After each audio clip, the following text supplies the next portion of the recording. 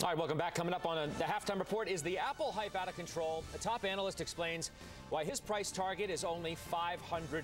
Plus, taking profits on tech's high flyers, our traders take out their sell lists. And will Nike's NFL jersey deal propel the stock even higher? Lots to trade at the top of the hour.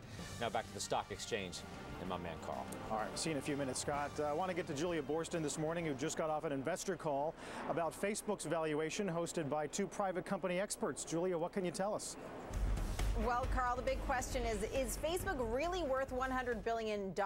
And private company experts Lou Kerner of the Social Internet Fund and Arkstone Research's Bo Bruckstern both say that that's actually low. Bruckstern puts Facebook's pre-IPO enterprise value at $133 billion, the equity value at $137 billion. Bruckstern projects that Facebook's revenue will grow to $6.7 billion this year, with $1.85 billion in net income, projecting $11.2 billion in revenue in 2013 on $3 billion in net income. Now, in this call this morning, Bruckstern drew a number of comparisons to Google, saying Facebook's growth is right in line with where the search giant's was 6.5 years ago.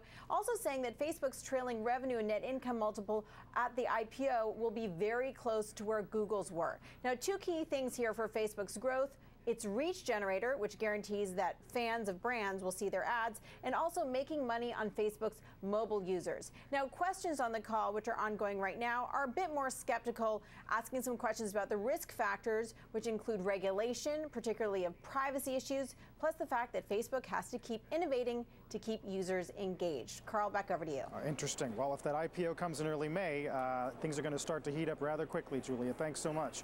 Hey, welcome to Street Signs, everybody. And breaking news right at the top: Facebook, a big win for the NASDAQ. Facebook saying it will list on the NASDAQ. A big loss maybe for the New York Stock Exchange, but the ticker, even on the NASDAQ, will still be FB.